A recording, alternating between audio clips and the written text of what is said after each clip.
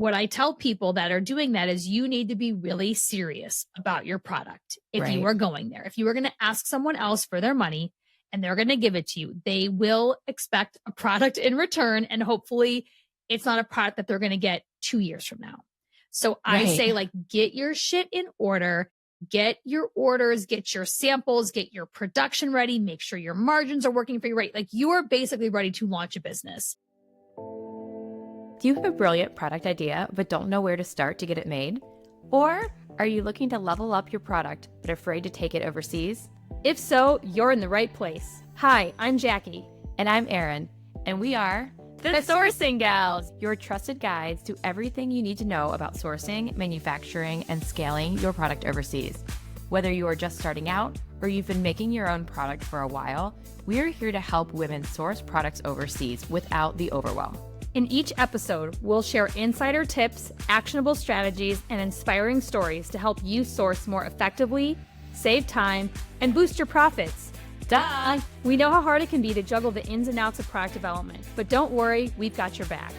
So grab a cup of coffee, get comfy, and let's dive into how you can grow your business, make more money, and turn your products into profit. Welcome to the Sourcing Gals. Now let's get started. High five. Hi.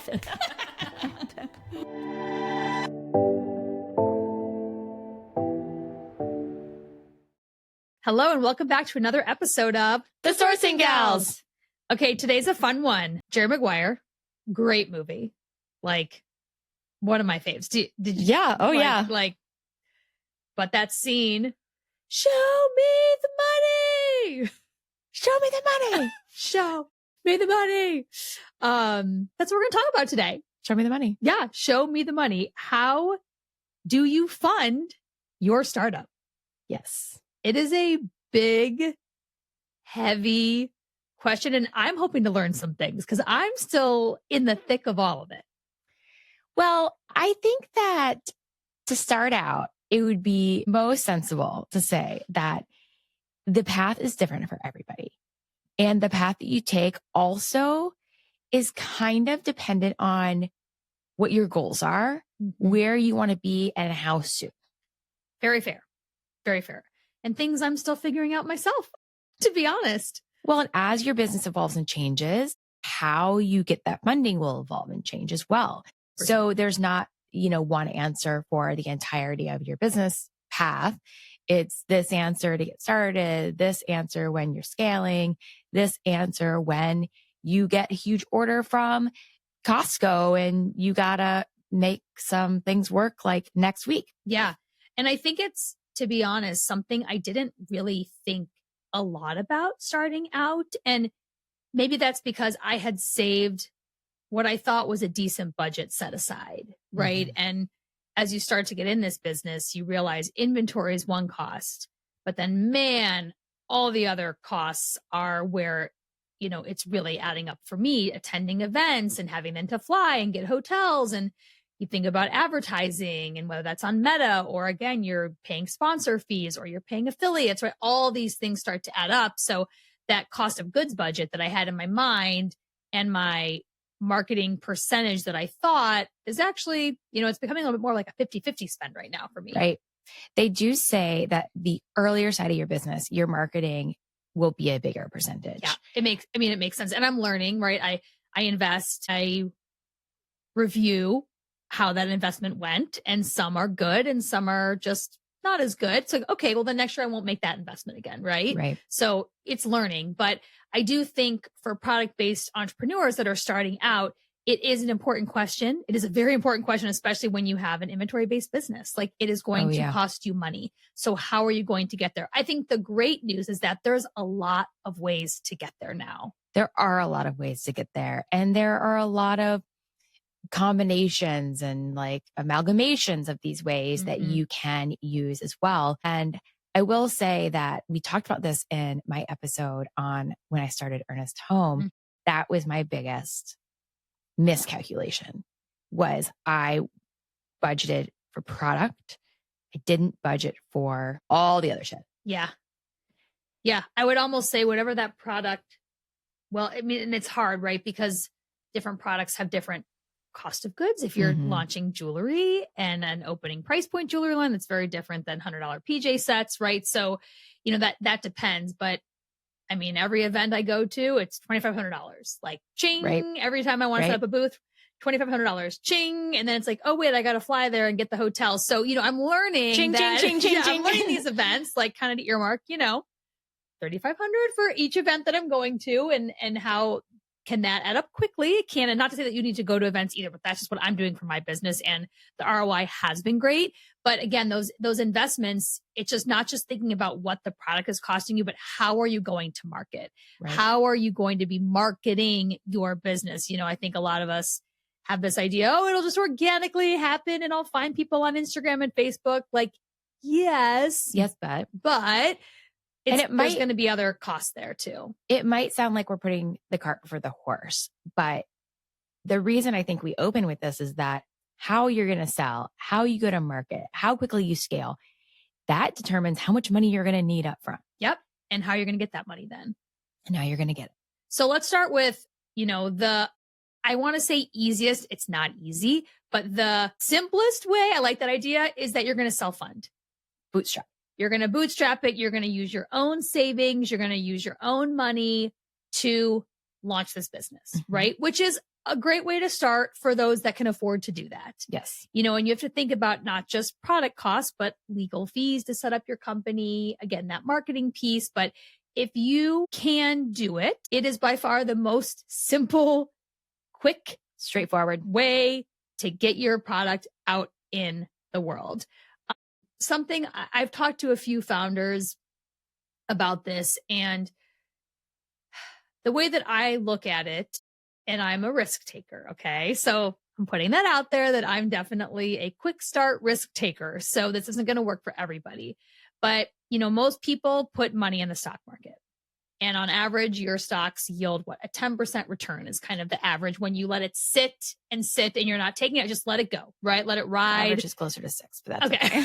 There you go. 10. Yes, my dad, he's like, I can get you 10. My dad's wealth management to be fair. It's been doing well recently. I think yes. It has been closer. So my point is, we don't really think twice about putting money into stocks per se and letting them ride.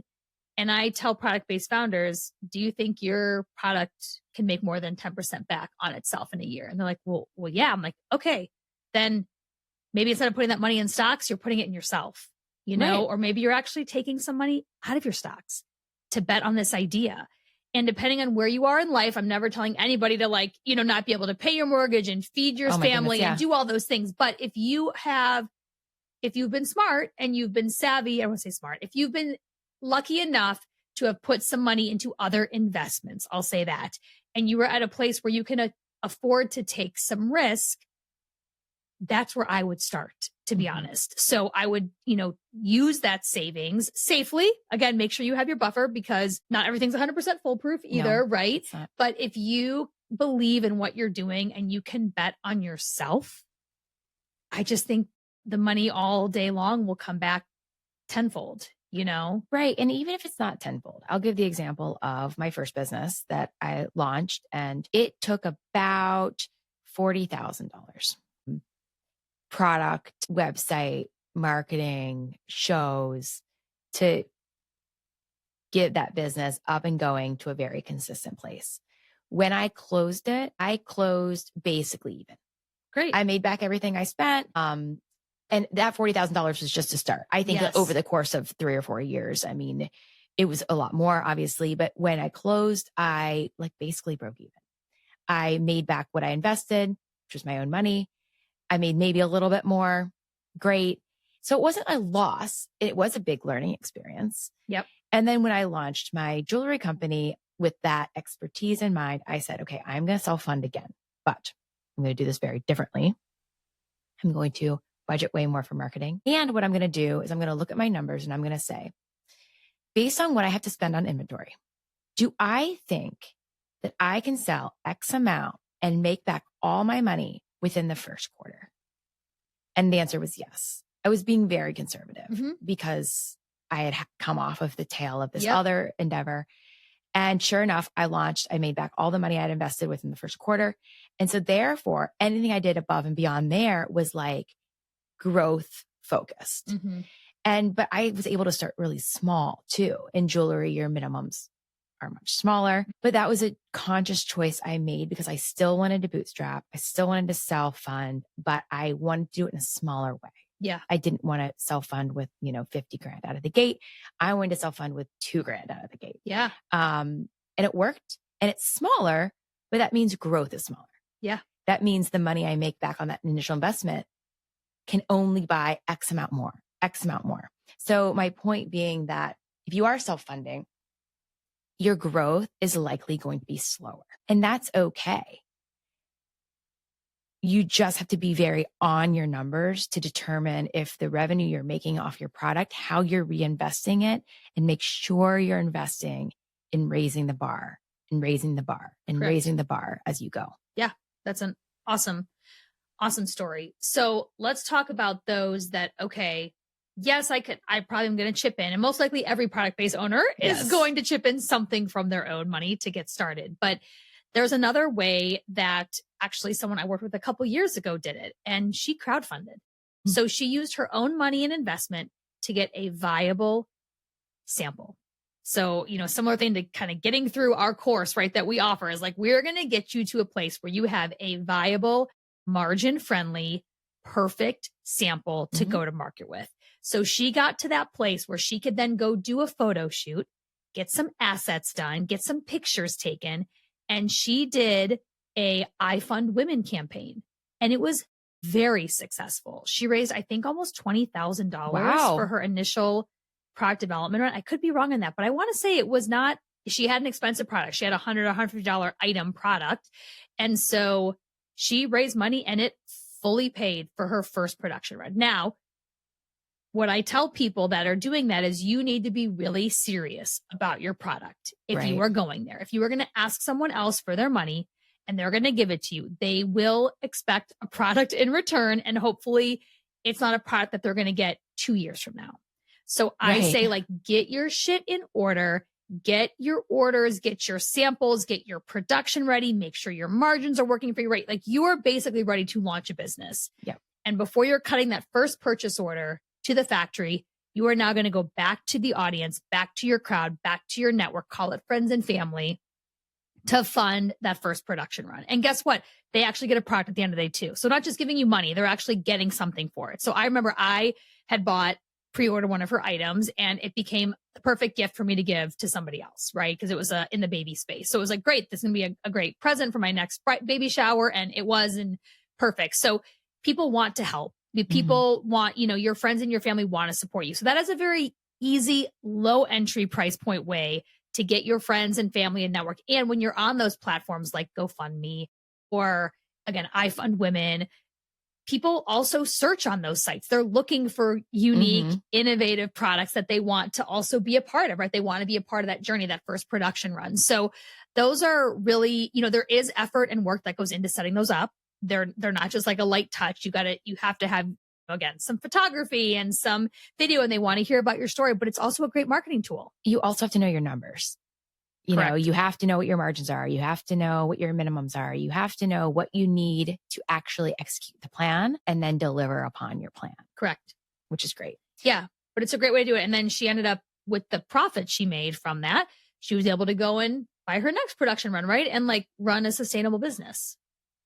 And adjacent to that is like the idea of an angel investor, or the idea of like family and friend investments, which you can either do as a gift to you, or as they now own blank percent of your business.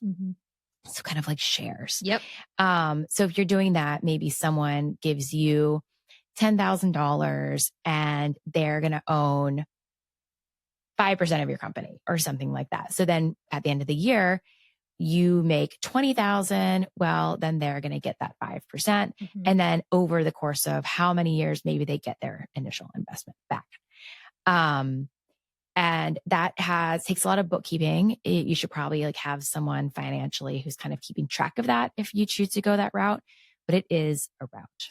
And I've also heard, just with angel investors and even friends and family, that when you go to them, you have to be very clear that you may never see this money again. Right. Like you are very inception, like you are very, very beginning of a new business that may be huge and may flop. And it's not like a bank. If you go under, you are upfront with your angel investors that they will not be paid back. Correct. But then there's the other side of that, which is investors that are not doing this out of the goodness of their heart. They are doing it for a specific return. And that would be, a fund or a bank or something to that regard. There's also a lot of new grant money floating out there. So I've been getting fed a lot of this on my Instagram feed, and I haven't applied for any yet, but I have it on my list to look into, my marketing girl to help look into for me and see how intense are those applications. But I mean, they have everything from $2,000 upwards of $25,000, $40,000, and $50,000. There's also pitch competitions. One of our founders is actually entering her second pitch competition. She got to the finals of the last one. Unfortunately, didn't get the check, but now she look how much you've learned. Now you're going to go to the next one and try it again. Right. So yes, it takes time and effort and energy. And it's not a sure thing, but there are quite a lot. So there are accounts like the Entreprenista League, the Female Founder Collective. You can go on Instagram and they will post, they will just organically post. You can go in ChatGPT and ask, what are some, again, specifically if you are a female founder, there's a lot of extra grant money being put out there these days. Or if you're in the wellness space, I mean, you could get down to your niche of what you're doing. If you're a minority, I mean, all these different things, there is grant money out there. Again, it's not a sure bet, but I've seen founders get checks. And it works. And so if you keep at it and you keep applying and, I'm sure eventually it's a little bit of the same copy paste, information once you go through a few of them, there can be grant money that is just waiting to help you grow your business as well. Another option for people is credit cards. And I say this because we used some of these for my first business, but we had a really good 18-month no interest card. 18 months was a decent amount of time for me to get a product out, get it in, and get some sales against it. So I used that to my advantage and I got a lot of points out of it too. Yeah. And the good news is that if you are buying stuff on a platform like Alibaba, you can use your card to pay for it. Mm-hmm. So no, cards don't always work when it comes to paying factories who, need a wire transfer, something like that. I would never advocate for doing that. It's incredibly expensive. But if you can get a very low interest or no interest card, you get points, you can buy stuff like that. I think that's a good use of credit. There are irresponsible uses of credit and then there are responsible uses of credit. And great entrepreneurs and great businesses are responsible users of credit and use that to their advantage. So in the same token would be a bank loan, which has a lower interest rate typically than a card, but you also have a higher barrier to entry. They want to be sure that you can deliver upon what you're saying you can achieve. And I just recently found out that my bank, Huntington, will personally lend $100,000 in my name and even my husband's name based on our W-2. So if you're someone that has a full-time job and is doing this on the side, or you have a spouse that works that has consistent income coming in, they will actually lend up to $100,000 with no assets against it. Meaning I don't need to put my house up against this as a backup, right? It's just pure, like a credit card almost. Right. Line of credit. Yeah. A line of credit basically without having to have a physical asset attached to it, which I was like, that's a good idea. That's interesting, right? I'm sure the interest rate isn't free, but he said, but I'm sure it's not the $25 a credit card would be. No. So I think 25%, sorry. Yeah. So I think also finding banks that Huntington in particular does support small business. And so my other personal bank would never be able to offer something like that. So even asking around within your town, within your local community, what banks are supporting small business and that lean in for small business, because they might have some interesting line of credit options for you to help just make that dollar work longer for you. I think that of all of these options, maybe not the self-funding, but certainly of any of the other options we've discussed, one of the most important things is that you have a plan to go to market and it can be executed in a finite period of time. Nobody wants to give you money to see you tinker for 5 years. Having a plan, whether that is how to execute your production strategy, how to get it in front of wholesalers, how to get sales, all of that. It's not just how to get a sample made. Sure. the other stuff. How are you marketing it? How are you getting it out there? Who's buying it? So that's a very important piece of any of that, and something that you would have to figure out before you went to any of these people, especially like the GoFundMe or the pitch competitions. You need to have something to pitch. Yeah. You need to have a plan. You need to have numbers. So I think that's where really the sourcing gals come into this as well, is that we do love helping people with that. And our courses certainly set people up for having very viable prototypes and a path to market viability. Yeah.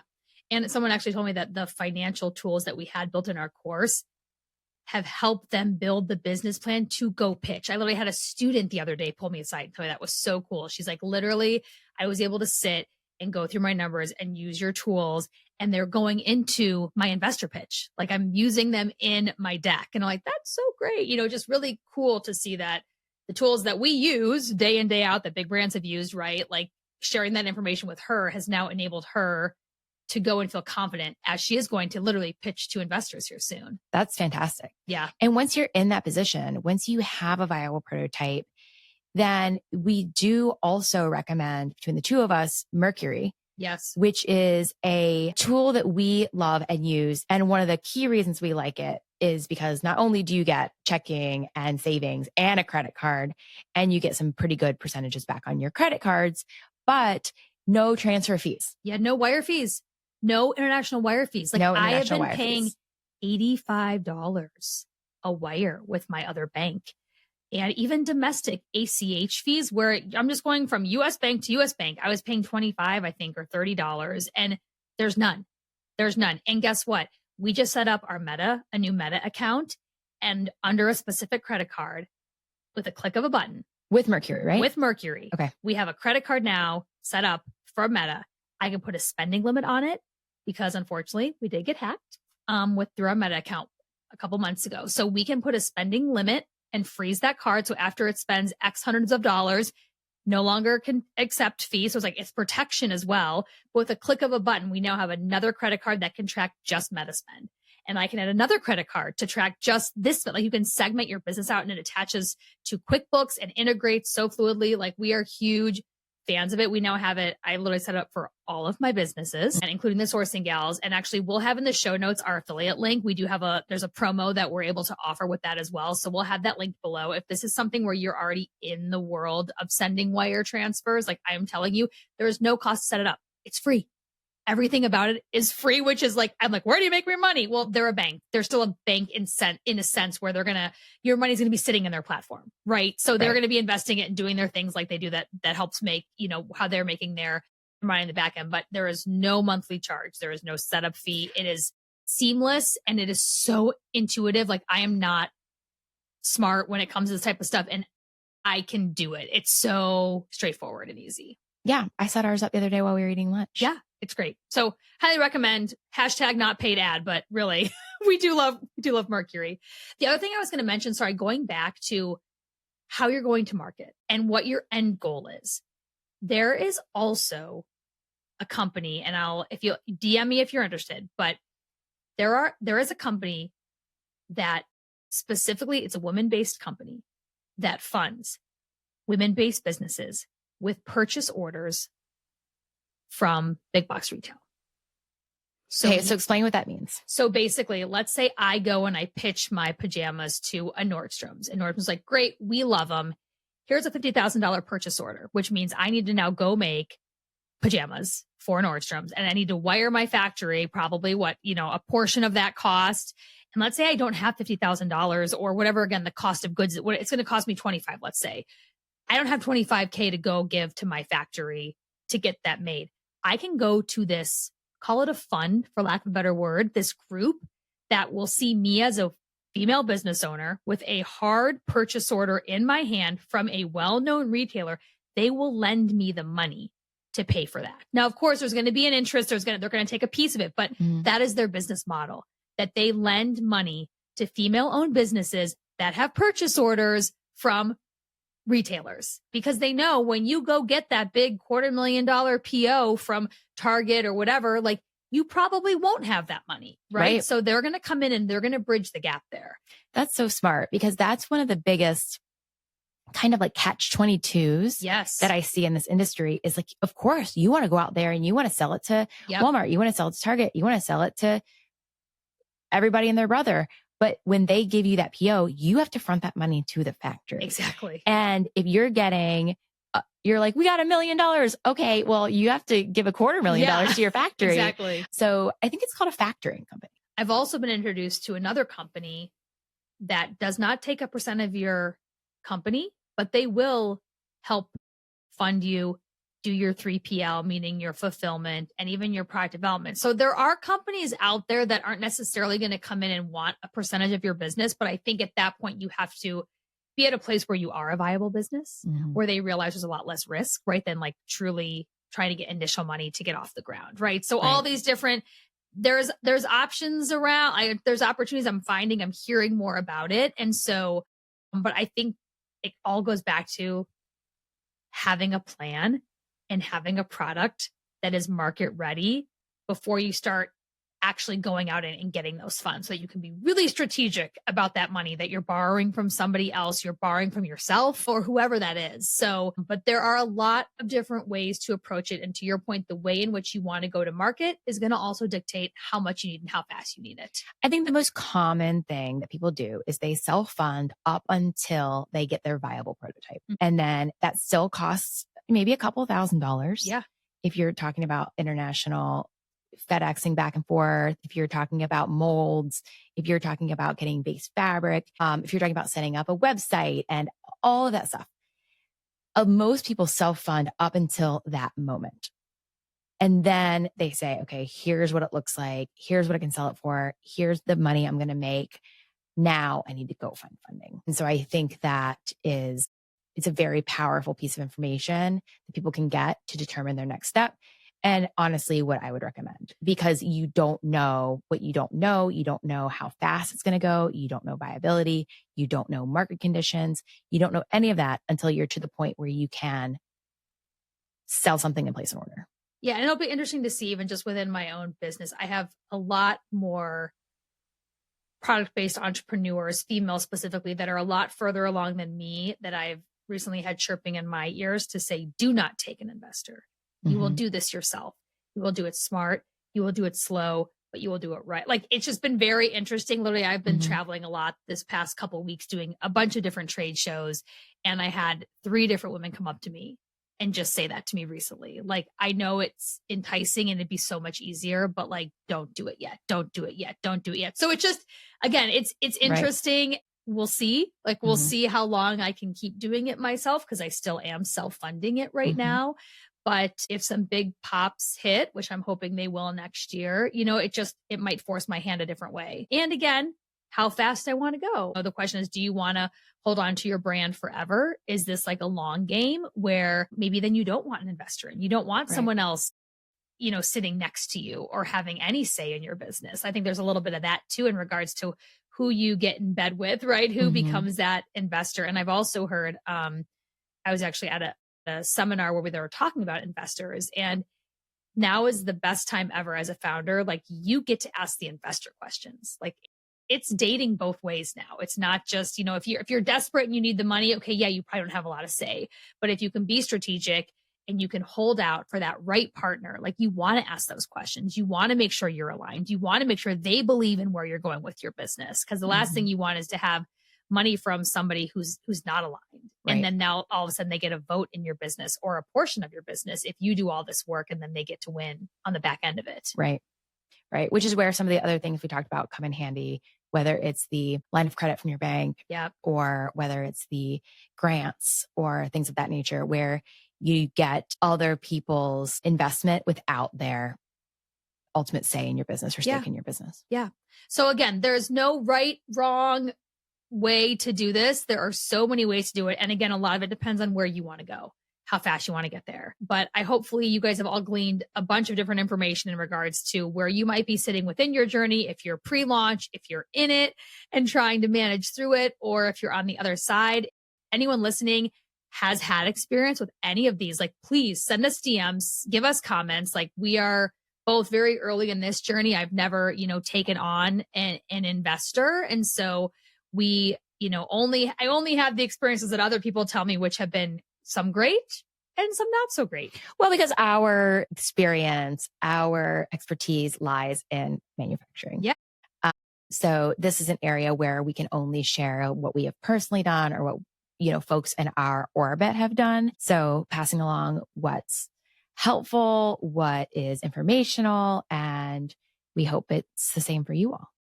That sounds great. So if you love today's episode, we ask that you like, share, comment, make sure you're following us on Instagram at The Sourcing Gals, that you're subscribing to our podcast. We also have a great weekly email that we're starting to send out now with extra coupons, insights, anything and everything that we are sharing with you. We're trying to make sure that we're getting that out to you also in an email form. So be sure you sign up for that on our sales page at thesourcinggals.com. So until the next episode, this was a great one. Thanks, Erin. Bye, Jackie. Signing off from The Sourcing Gals.